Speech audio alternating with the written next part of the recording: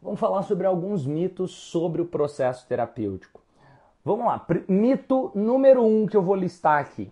Um dos mitos grandes que existem é que para ser terapeuta, a pessoa deve vir da área da saúde, senão ela não pode ser terapeuta. Esse é um mito que é muito disseminado e não faz o menor sentido, porque a maior parte dos terapeutas não vieram da área da saúde. Olha que interessante. Inclusive, tem grandes nomes na área da terapia que não vieram da área da saúde. Se você olhar, por exemplo, o Tony Robbins, que é uma referência mundial hoje, ele não veio da área da saúde. E não estou falando só exatamente de Tony Robbins, não, mas se você olhar grandes nomes dessas terapias alternativas, dessas terapias holísticas, não são necessariamente da área da saúde. Mas se você vem da área da saúde, você pode também estudar sobre terapia, lógico, e aprender mais sobre os processos terapêuticos, lógico. Por exemplo, eu sou formado em psicologia, eu fiz formação também, eu fiz uma pós-graduação em neurociência, mas isso é obrigado? É obrigado a pessoa ter feito formação em psicologia e pós em neurociência, alguma coisa do tipo, para atuar como terapeuta? Não.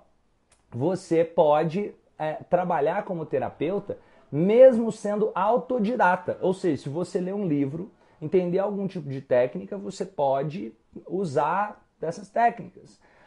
O processo de trabalhar como terapeuta, ele é autorregulamentado. Ou seja, você não precisa necessariamente de uma formação específica. Então, por que tem os cursos? Porque é óbvio que mesmo ele sendo autorregulamentado, você vai ter que continuar em evolução permanente. Quem conhece terapeuta sabe que quem é terapeuta profissional acaba fazendo vários treinamentos. Você vai fazer um treinamento, isso vai te ajudar, você vai aprender várias coisas sobre o processo como ser um terapeuta, entender, e depois você vai querer entender mais sobre outros tipos de conceitos e técnicas e assim por diante. Porque existe centenas de tipos de abordagens diferentes. Você pode entender mais sobre psicanálise, você pode entender mais sobre cognitivo-comportamental, você pode entender mais sobre psicologia sistêmica, você pode entender mais sobre cromoterapia, sobre barra de axis, hipnoterapia, constelação e assim por diante, psicodrama. Você pode entender várias possibilidades, massoterapia e assim por diante. Então, olha, todos esses profissionais que eu citei não necessariamente precisa ter feito qualquer tipo de faculdade de psicologia ou nada do tipo, ou psiquiatria. Até vamos pegar aqui, daqui a pouco eu vou passar para o mito número 2. Esse mito número 1, que eu quero deixar claro. Qualquer pessoa que tenha dentro de si a vontade de contribuir pode ser terapeuta. E outra, existe aquele negócio, mas isso não é perigoso, Romani? Se a pessoa vai ser terapeuta, olha, as pessoas já fazem papel terapêutico tendo estudado sobre isso ou não. Se você chega e conversa com um amigo, esse amigo pode conversar com você e trazer insights e assim por diante, mesmo sem ele ter feito curso nenhum de terapia. Então é perigoso você conversar com um amigo seu também. Tá compreendendo? Agora, a mesma lógica, os padres, pastores fazem papéis terapêuticos, a mãe faz papel terapêutico para o filho. Às vezes o próprio filho faz papel terapêutico para a mãe, para o pai ou vice-versa. Está entendendo isso? Então, é importante trazer essa clareza, que nós fazemos papéis terapêuticos durante o nosso dia a dia várias vezes. Agora, se eu estudo e aprendo conceitos, técnicas, isso me ajuda a trazer mais clareza. Pelo contrário, nossa, será que não é perigoso as pessoas estudarem sobre técnicas, conceitos para se tornar terapeuta? Pelo contrário, isso só traz mais clareza para a própria pessoa amadurecer emocionalmente, assim como para ela poder ajudar de forma mais efetiva os outros, seja de maneira informal, no dia a dia, por exemplo, para a mãe poder ajudar o filho de maneira mais efetiva, para construir um lar de forma mais sistêmica, mais congruente com o melhor da essência de cada um ali dentro, mesma lógica o pai, no relacionamento, no dia a dia, estão entendendo isso? Pode ser de maneira informal ou pode ser de maneira formal. Você vai trabalhar ali dentro junto com o cliente. Agora vamos ao segundo mito sobre o processo terapêutico. As pessoas, sem perceber, acham que, nossa, é perigoso o terapeuta, que ele pode ir lá e dar um diagnóstico, e se a pessoa tem depressão, se der o diagnóstico errado. Não! Terapeuta não dá diagnóstico. Olha isso. O terapeuta não é aquele que chega e fala assim, esse cara tá com depressão e tem síndrome do pânico e não sei o que, não. Isso aí ele vai no psiquiatra. O terapeuta, ele faz um trabalho holístico, ele faz um trabalho de, junto com a pessoa, conectar com aquela e usar o melhor da essência daquela pessoa, trabalhando na história da pessoa. Então, quando alguém chega para um terapeuta e fala assim, olha, eu tenho depressão, o terapeuta, o objetivo dele não é continuar rotulando, esse cara tem depressão, é o contrário, é trabalhar o processo de desrotulação. Ou seja, é começar a ajudar a questionar, cara, como que você sabe que você tem depressão? Ah, porque alguém me falou lá, beleza.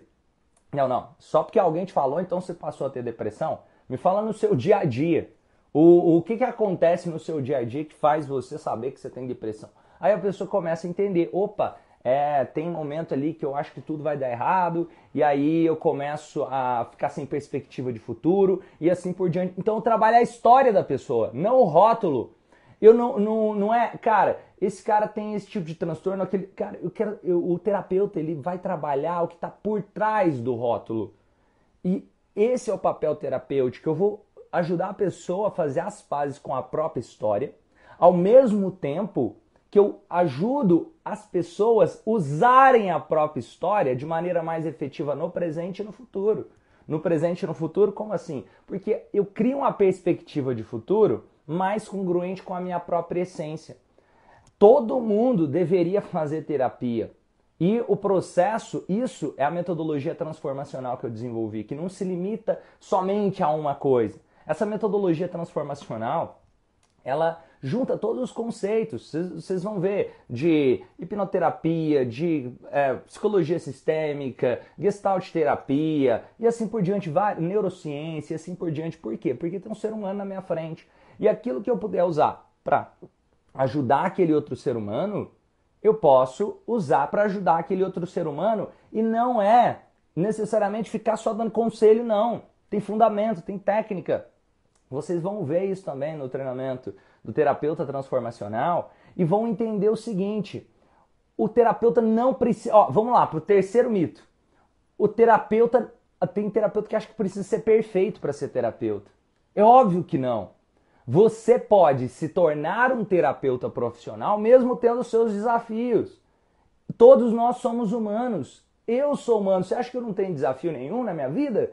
Que, nossa, Romani, não existe problema na vida do Romani. É lógico que tem desafio, sim.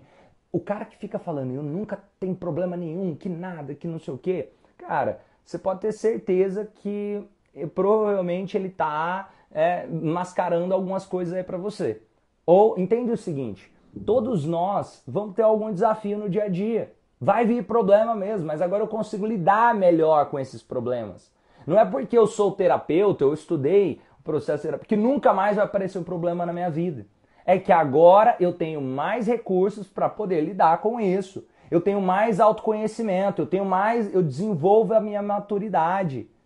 Então, esse processo para amadurecer como terapeuta, ele acontece, olha, eu não preciso estar perfeito, eu não preciso estar pronto para poder começar. Eu tenho que começar para ficar bom. Não é eu preciso ser o melhor do mundo, eu preciso ser bom para começar. Eu preciso começar para ir ficando bom. Erra rápido, aprende rápido.